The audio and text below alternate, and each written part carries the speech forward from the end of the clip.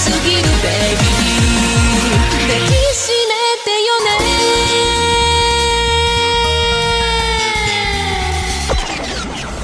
本当君はしょうがないな甘やかししょうがないな抱いてて構えしないよもう少しだけならまあ踊ってもいいかもな溶けて溶けていきたいのどんなアピールも意味ないし気づいてくれないけど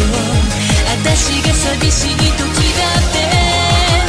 会いに来て全然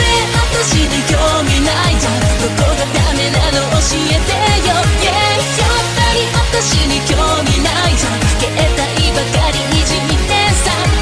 そもそも絶対私に興味ないじゃん少しくらい期待させてもロンリーが独り占めてよベイビー振り回さないでねえ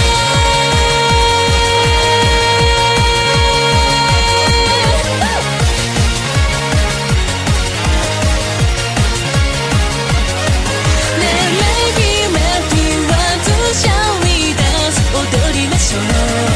早く手と手つな